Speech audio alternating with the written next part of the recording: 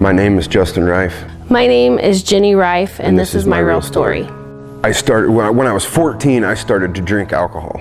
And then I started to smoke marijuana. And by 15, I was doing methamphetamine. And by 18, we were manufacturing it.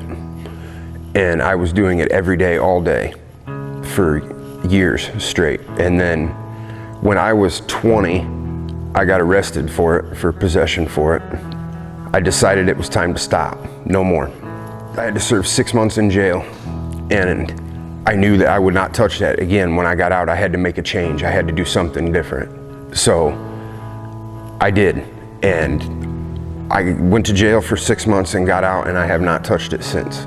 But what I did was traded one for another. I began to drink alcohol real heavily, and I was at my mom's wedding reception, and I dove into a swimming pool and broke my spine in 6 places. At that point, I was drinking so much that it was, for 8 weeks, I was in a lot of pain. I was laid up, I couldn't go to work. And I would just drink the pain away. And then that lasted for several years until my wife got pregnant. Then it was another decision, it's time to make a change. I stopped drinking completely.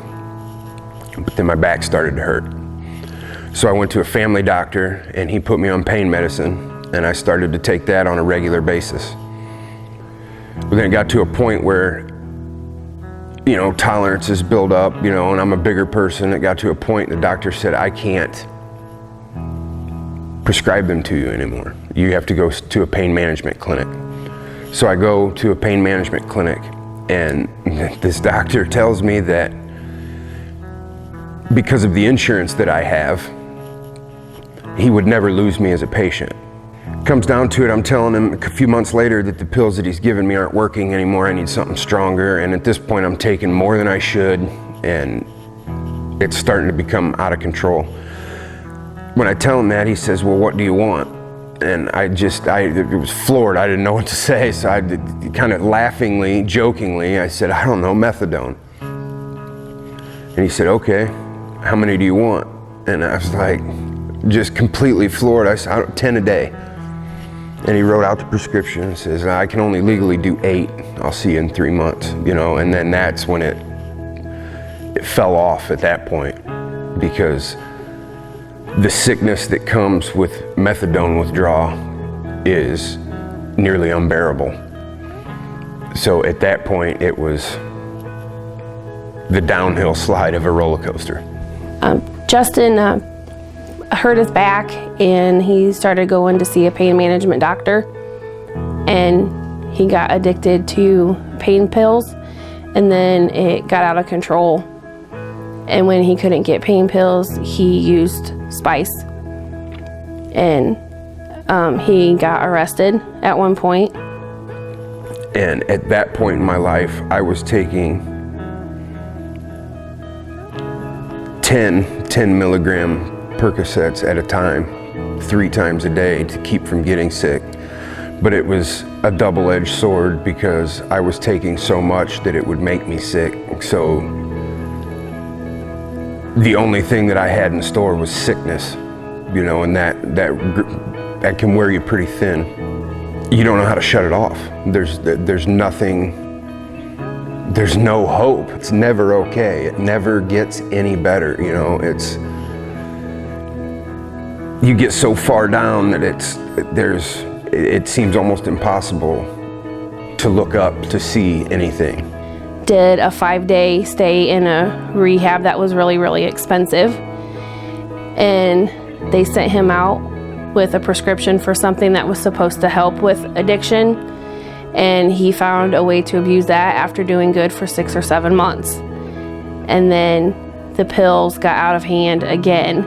I had been clean off and on for a while, and at this point in my life, I was taking a lot of cold medicine, several boxes a day.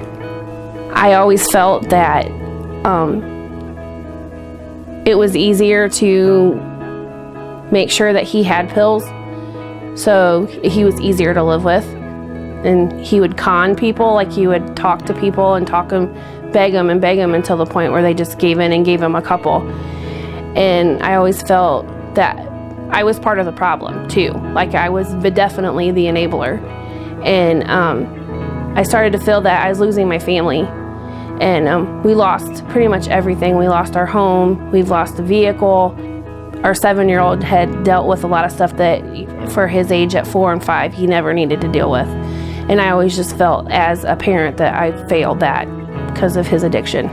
I found at this point we were living with my wife's parents because we had lost our 3rd apartment in as many years because I spent all the money on drugs.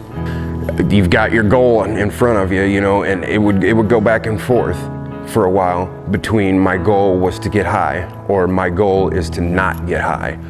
It would go back and forth, but it was always, I never saw as God having anything to do with it. In December of 2013, we moved in with my parents because we lost an apartment due to Justin's addiction and not taking care of what we needed to take care of. And in January of 2014, Justin tried to fill a prescription of my mother's, and Walmart called them, and that's how we knew that it was completely out of control. Middle of the night, I get up to make a sandwich and I find an empty Vicodin bottle in the cabinet and there's a refill left on it. So I called it in to get it refilled. It was my mother-in-law's prescription. Luckily, the pharmacy called her to confirm before they filled it, and I didn't know it at the time. I was working here in Columbia City with Andy, and I went to work all day thinking I was going to go pick this prescription up when I got off work, and I was excited about it. And anyway, I get home or back to her parents' house, and nobody's there, and it was surprising because they're always there. And my wife calls me and says, "I need you to come pick me up. My car broke down." And with the help of my cousin and several people that knew of Life Challenge, we were able to pretty much stage an intervention and give him the choice to either go there or we were going to have to part ways. I said, "Okay, well, I have to go to Walmart to pick something up." And she said, "I do too, just come get me first." I said, "Okay." So I walk out, and I walked right past her car to get into my car, and I got about a block down the road and it hit me. I knew what was going on, that this was going to be an intervention. I was going to walk into a wall of family, and sure enough, I turned down the road and the whole slew of cars up the street. I knew exactly what it was. I drove around for about 20 minutes and then pulled in. And I'd already decided when I pulled in that wherever they were going to send me, I would go. You get to a point where, like I said before, you don't know nothing works. You don't know what to do. You get to a point where you've tried everything. There's nothing more. You are not capable of doing this by yourself. There's no way. The stipulations for Life Challenge was it's a year-long addiction-based program that uses Jesus as the person that can deliver you from your addiction. I was very nervous at first with it being a Christian organization because I grew up in a home where we didn't go to church, and I was new in the church, only 6 months. Getting ready to send him was very, very hard, very emotional. I cried a lot. It's not easy to let your husband leave for a year and take on the role of a single mom. And I had help, luckily, but it was very, very hard and very emotional. But I knew that it was the right thing to do, that it was something that had to do or my family we would never make it. The first 30 days of Life Challenge were the most difficult. It was the most difficult month in my entire life. At this point, I was not sick anymore. Like, the physical addiction was gone, but the mental aspect of it was in high gear. There was no contact for 30 days, and he couldn't call me, I couldn't call him, we couldn't write each other. There was just like no contact at all. And The Lord found ways for me to find out that he was okay there. That made it so difficult to stay at times, because you don't know what's going on when you're not there, and your mind will play tricks on you, and the enemy will whisper in your ear that something's not okay. Hank was able to give me a message to let me know that Justin was doing fine. And it was then that I knew that this is what God had planned for us all along, and that he put me where I needed to be so I was protected while Justin was gone. And I knew that even though it was going to be hard, God had it. He was going to help me. And I had wonderful people that helped me all year long. The best part about Life Challenge was looking at all the things once you finally surrender and get out of the way, to look at all the little things that the Lord shows you to let you know that you're doing what you need to do. You're doing what he has called and where you are, where he has put you. He would show me signs all the time when I needed it the most to let me know that my family was okay, that everything was fine, and I was where I needed to be. Throughout the year while Justin was gone, I noticed little changes of him growing closer to the Lord. He rededicated his life to Christ at Life Challenge. And he was always sending me letters of talking about how the Lord has provided for him and helping him get through some of the worst days while he's there. You could just see changes in it and in him. And since he's been home,